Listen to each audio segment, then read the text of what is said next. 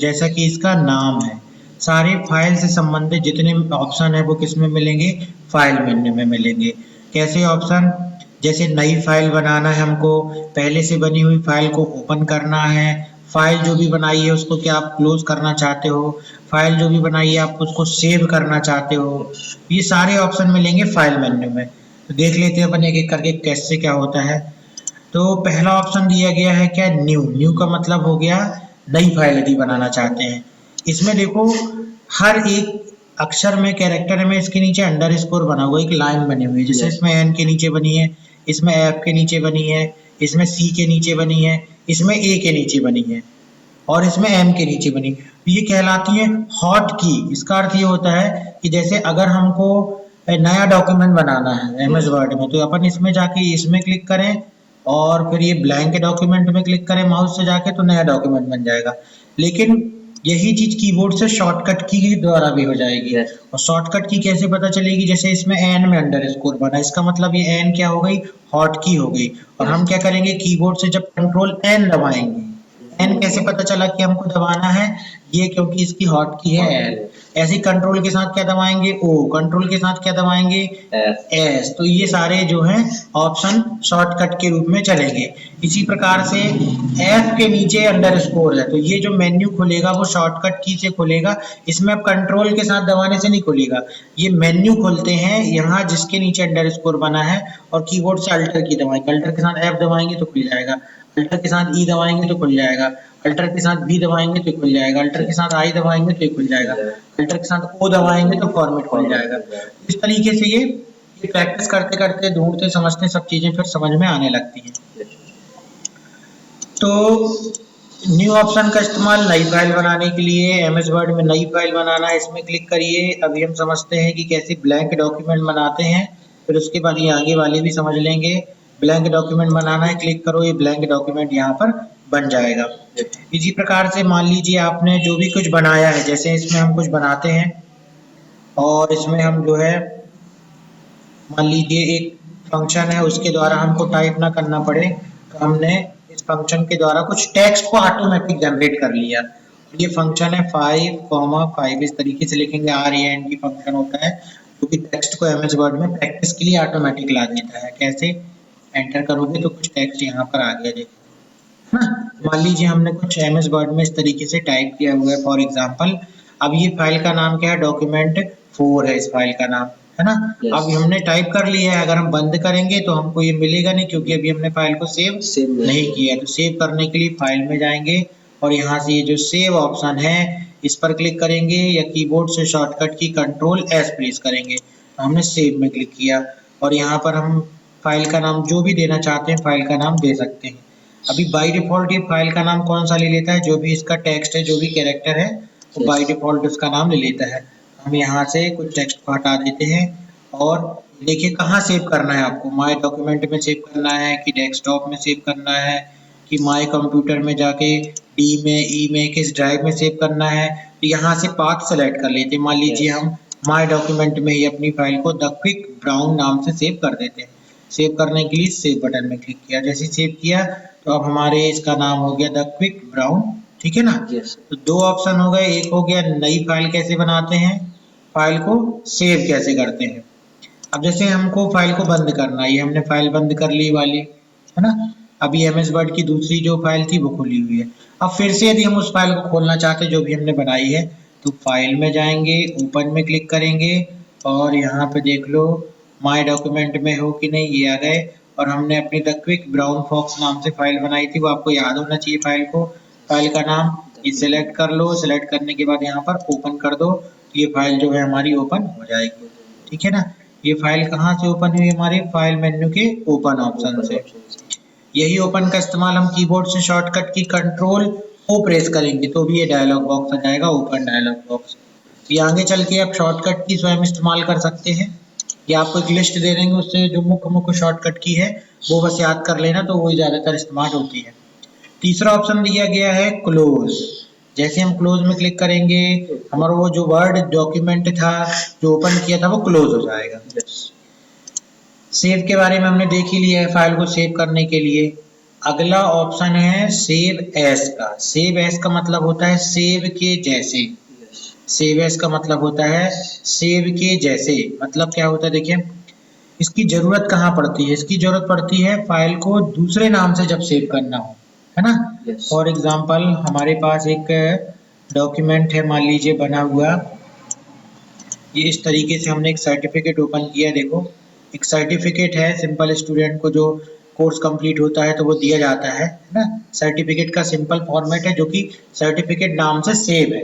अब यहाँ पर हम सेव एज का इस्तेमाल करके अपना कुछ काम करेंगे अपने वर्ड में। कैसे, यहाँ पर हमने जो है सर्टिफिकेट इशू करने के लिए हमने नाम दिया इस प्रकार से,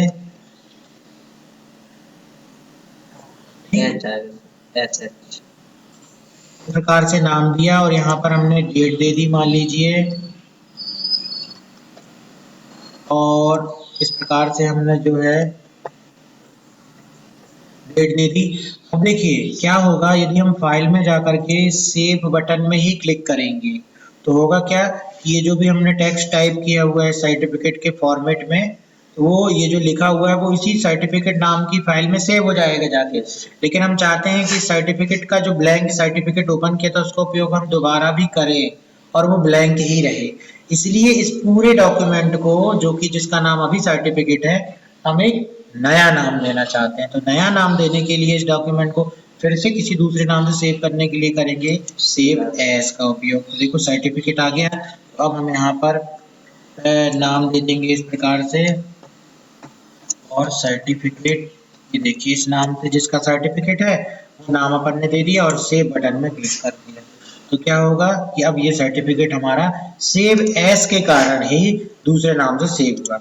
अब अगर आप वाली फाइल देखोगे तो वो वाली फाइल आपकी सर्टिफिकेट की, ये देखिए एक सर्टिफिकेट हो गया और एक इस नाम से अलग सर्टिफिकेट हो गया। तो ये भी हमारा फॉर्मेट बिल्कुल सुरक्षित है, क्योंकि हमने इसको सेव बटन में क्लिक नहीं किया, हमने किस बटन में क्लिक किया, सेव एज। तो सेव एज का इस्तेमाल इस प्रकार से भी किया जा सकता है किसी फाइल को दूसरे नाम से सेव करने के लिए।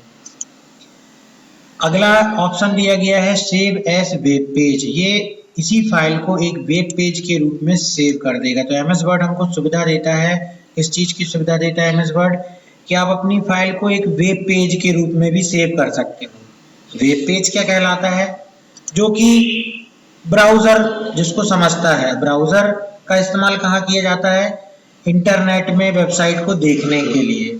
यदि आप अपने डॉक्यूमेंट को एक वेब पेज के रूप में बनाना चाहते हो तो यहाँ पे टाइपिंग करने के बाद सीधे जाकर के यहाँ पे सेव कर दो, सेव एज वेब पेज।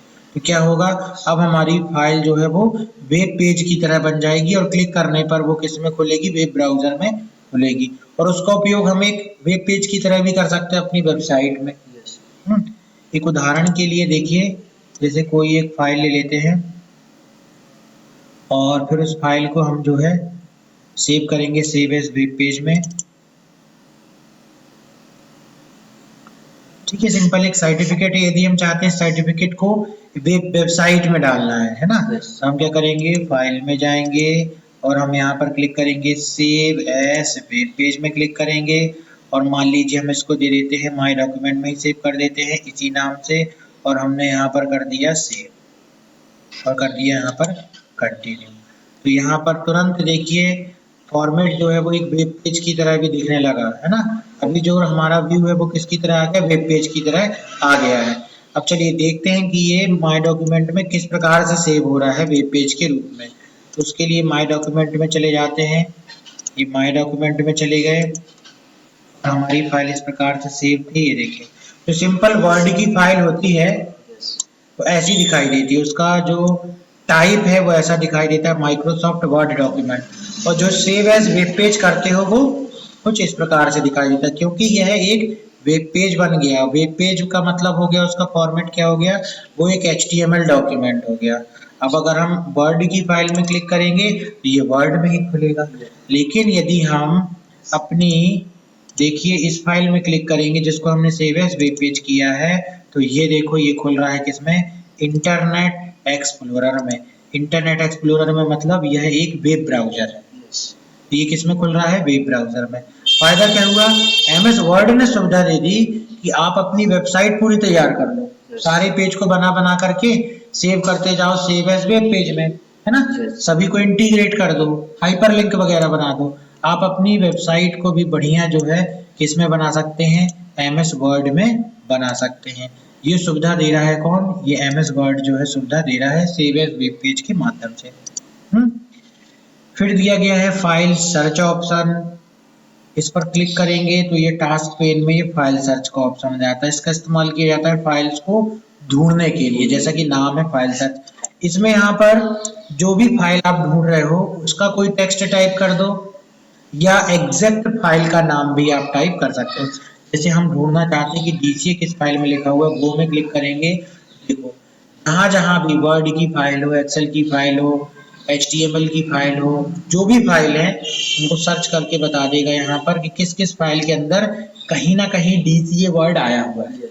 ये कैसे सर्च करता है, ये शब्दों के अनुसार से टैग, जिसको बोलेंगे टैग की मतलब उस फाइल के अंदर DCA नाम आया है कि नहीं आया है, फाइल के नाम पे भी सर्च करता है और अंदर भी DCA कहीं ना कहीं लिखा होगा उसको ये सर्च करता है, ठीक है ना।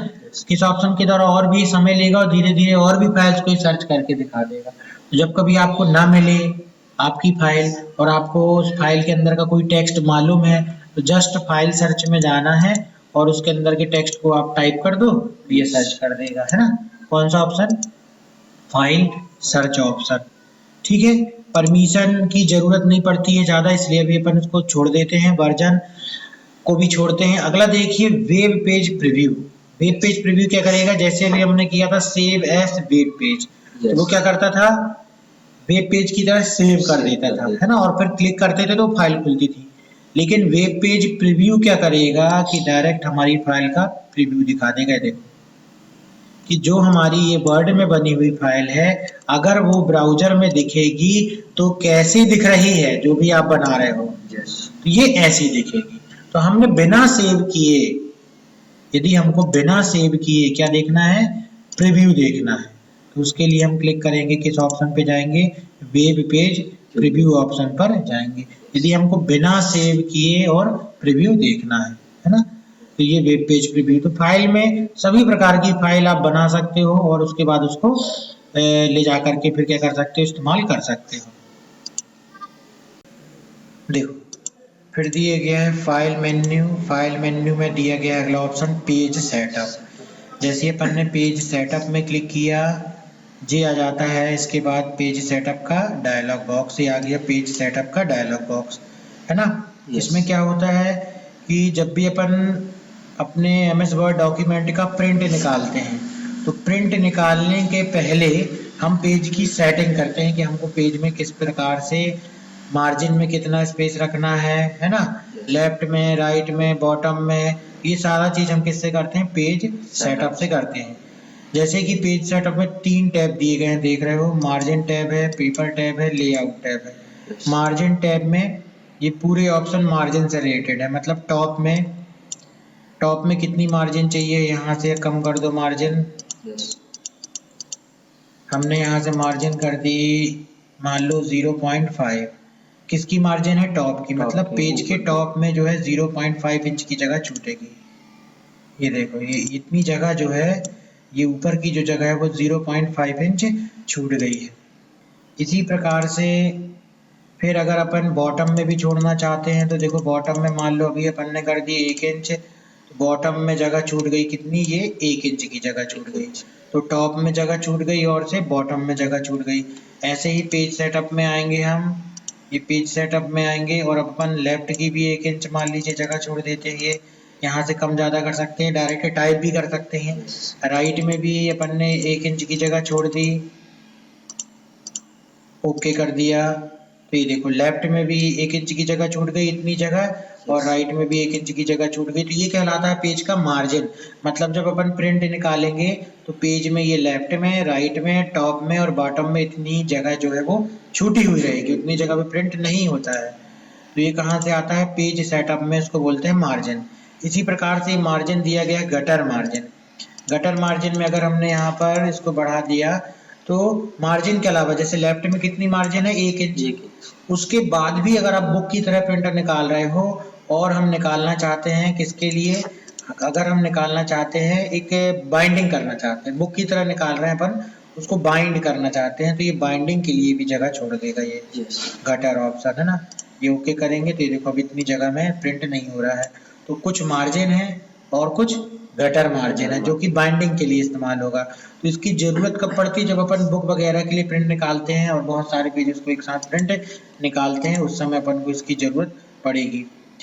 इसको कैसे रखना है उसके लिए भी दिया गया है। गटर मार्जिन बना रहे हैं, उसको कहाँ पे रखना है, उसको टॉप में रखना है, ठीक है। मतलब इस तरीके से अगर यहाँ रख दिया अपन ने, देखो टॉप, तो ये गटर मार्जिन हो जाएगा। ये इसकी जरूरत कहाँ पड़ती है, डायरी वगैरह बनाने